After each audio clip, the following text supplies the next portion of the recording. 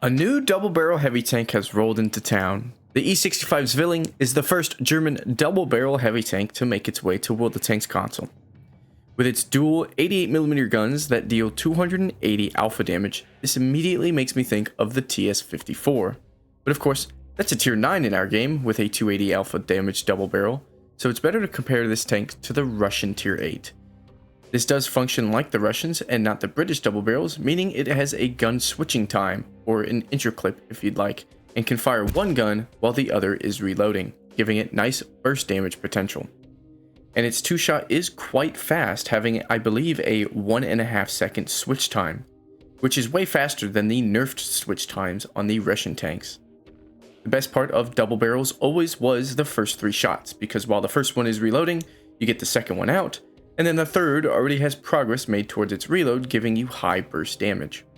And it is nice on this tank, but those first 2 rounds burst so quickly, it doesn't even feel like the third shot was any quicker than maybe the fourth. Another good thing about its switch time being so quick is that you really don't need to double fire often and then be put on a reload penalty, because that second follow-up shot is so darn quick that the double shot only feels necessary when you know the tank is going to die before you get the second one out, or get behind cover in the next second. Otherwise, you're better off aiming both shots and dumping in just 1.5 seconds. The reload on the tank is pretty good too, with a nerfed from PC stats, but still great 7.5 seconds. You really pump out rounds at a nice speed, faster than a Tiger 1 even, and that gives the tank a DPM value of 2240, which is taking into account the burst of the first 3 shots, I believe. And is way better than the likes of the IS-22, even that tank's 85mm has less DPM. So if you like the Russian tech tree tank, you'll feel the DPM upgrade with this German tank quite substantially. As for the shells, they have 221 standard AP pen and 1000 meters per second shell velocity, and 273 premium APCR pen with 1250 meters per second shell velocity. Comparing the ammunition to the IS-22, you have virtually the same standard rounds, but the Zwilling gets way higher premium pen despite the caliber difference. Those premium rounds, especially paired with Expert Gunner, work wonders as a tier 8 tank when you're bottom or mid tier. As for the tank's gun handling, it's pretty good with 2 seconds of aim time and a .35 base accuracy, as you would expect for some 88mm guns. And it works very nicely with its 9 degrees of gun depression, really allowing you to work ridges if needed, which can come in handy given the tank's armor profile, as the turret has a nice and thick 270mm frontal faceplate that's ever so slightly angled back, and when using that 9 degrees it becomes quite effective. It can be penned however, so do be cautious against tank destroyers and higher tier tanks, but it is nice to not have to worry about the small cupola virtually. The whole armor is nice, but also frustrating at the same time. It's got the same thick upper plate of a Tiger 2, with virtually the same angle, only slightly better angled, and a smaller lower plate. But it's got cut corners, which make angling quite difficult to pull off with the tank. You always want to angle your armor, but with cut corners, you can only angle so much before they start to counteract your angle by becoming flat.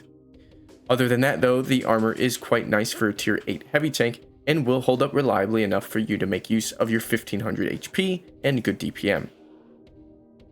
As for its mobility, it's a fairly mobile heavy tank, faster than the IS-22 and just as fast as a Tiger 2 with its 38 km/h forward top speed. It does get 1000 horsepower, which gives it a better power to weight ratio than a Tiger 2 at 15.38, and that means if you really wanted to, you can get more value out of a turbocharger and fuel since they are percentage based on your horsepower.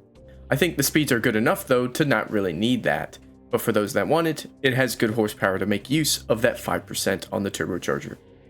One thing about this tank that did kind of feel odd is the fact that it gets 380 meters view range. That's still more than the IS-22 with its 370, but it's on the lower end of German heavies with the likes of the Icebreaker and Asterion. Meanwhile, the Tiger 2 gets 400 meters, which is what I would have expected from a tank like this. Again, 380 isn't the worst of the tier 8 heavies, but it's not great either. Of course, you shouldn't expect anything good from its concealment given it's a heavy tank, and rightfully so, as it is not good. Overall, I really did like this tank, though to be fair, I didn't play much. It's a great double barrel with good DPM and a double punch that really makes up for its lack of alpha at tier 8. And that's the thing that I believe balances out these double barrels. It's that they're usually lower caliber and damage for their tier. Unless you're the 7032, which is available now. So I guess that's the question. Do you get this double barrel tank or the 7032? And honestly, I'd prefer this over the 703 purely off of gun handling and DPM. Yes, the double shot with 390 alpha on the 703 is really nice to have at tier 8, but if you have the SFAC, then you don't need a heavy version of that. I'd rather have the DPM in close quarters with the reliable gun, and I found this tank to be much more enjoyable because of that. But that's entirely preference. Not to mention too, though, this tank is only 8,300 gold, and that includes the skin. I think it's a good tank and worth to pick up, and luckily they didn't make it an expensive and mid-ass tier 9 like they sadly did with the TS54. This tank finally gave us what I feel that tank would have had it been the proper tier 8 it should have been. But now we have this Zwilling for that, and I'm good with that. Here's hoping for more German double barrels in the future, because this one's quite cool. But before we get our hopes up for more, I gotta show you an ace tanker first, and before that, my loadout. I went with optics, vert stabs, vents, and armor hardening. This tank does not get a gun rammer as an option, which is fine since its DPM is good to begin with. You could swap out optics for turbocharger if you're into that sort of thing, but despite the 380 base view range, I still like to have view range on my heavies to help out with getting rid of sneaky tanks that think they can get away with shooting at me. I ran with a premium repair kit, food rations, and a premium med kit. My commander has Born Leader, Snapshot, Run and Gun, Off-Road Driving, Situational Awareness, Dynamic Driving, Expert Gunner, Supply Conservation, and Armor Angling. Now on to the Ace Tanker gameplay. And here we are on Siegfried Line. Now, I only played 4 games in the tank, and that was last night. I want to try and get reviews out quicker than I have in the past, knowing that I can't keep up. So hopefully the second day is good enough. But because of that, I played 4 games last night, got the ace, and decided I don't want to play it anymore, purely because of what happens in this game, and you'll see what I mean later on. But the tank is good. Yes, 4 games doesn't seem like a lot, but the first 3 games were still decent. They were just, one was top tier and we got capped out, and the other 2 were bottom tier, and we didn't really get to do much. We still had a good game. We still did above 2,000-3,000 damage in all of them. But this game really shows the DPM power. Now, immediately, 843, what are you doing? Running in and giving me free damage. Starchild shows up out of nowhere. I don't know how they got here so quickly in the middle of the map, but there he is. Double shot him, track him, get free tracking damage from my Panther 88 friend. Starchild is an autoloader, so he puts all 3 rounds into my Panther. I feel bad. Maybe I should have taken the hits, but it doesn't matter. I decide to be aggressive here. Despite the enemy team seemingly not knowing what they're doing, you don't want to misplay yourself. You take advantage of their aggression with your aggression. Tiger 131 put a double shot into him because I don't want to stick out for long. I don't know if there's anything going to pop up on the road to my left, so that's why I took the double shot opportunity there. Type 59-2 is deep in our side of the map, so I decide it's time to get rid of him. I don't want him causing trouble for my team and shooting me in the side. We're already at 2,400 not HP, but damage, and we've put many rounds in to the enemy team. 12 to 14. Here I pull the trigger, doesn't go, but it's fine because he doesn't realize he's giving me a shot still. He's gone, near 3,000 damage. And I'm thinking, okay, that was interesting. I don't know what the enemy team was doing. They were highly, highly, highly aggressive. But my team wasn't punishing them hard for it. I was able to, though, with this miraculous DPM and good double shot.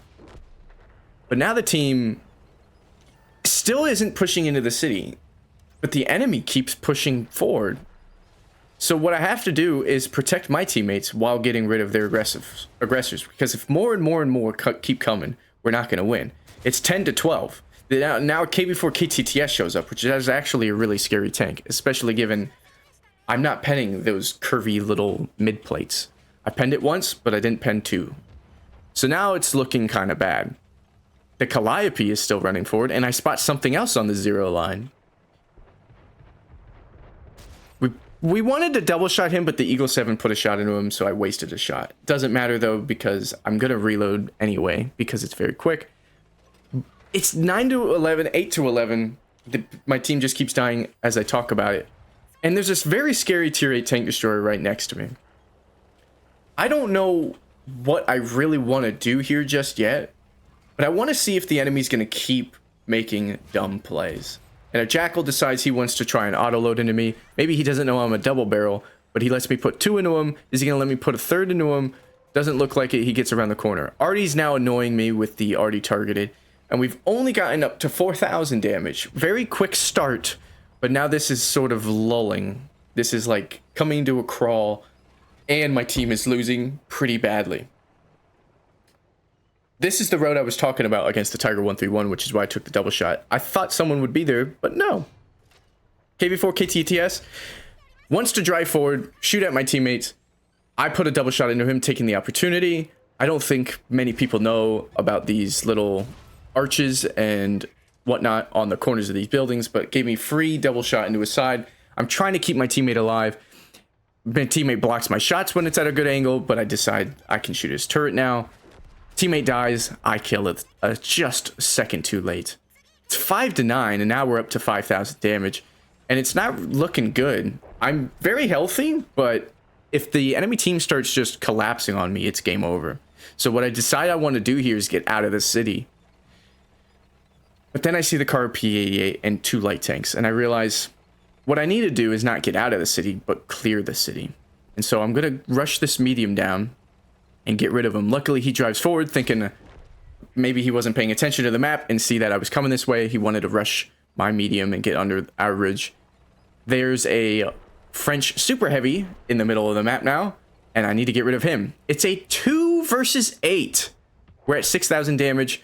We're going to double shot this guy. Luckily, he's not angling very well, and it's just a tier 6 French super heavy. They don't really have the greatest of armor, but now we're being capped, and so what I decided I need to do, get rid of this guy, and then go and stop the cap.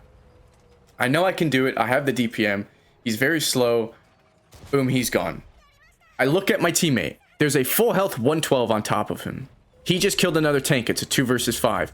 That guy on the cap seemingly not getting off. I thought it was the Caro P88, but what I just looked at was the Caro P88. So what's actually on the cap is a light tank who now gets off of the cap. I've already turned around and made my decision, and so I need to stick with it. It's a 2 versus 5. We have 7,000 damage, and there's a light tank. I should have taken a double shot here, but I thought I'd be able to get him before he crests the ridge with that 1.5 seconds. That's where the double shot comes in clutch.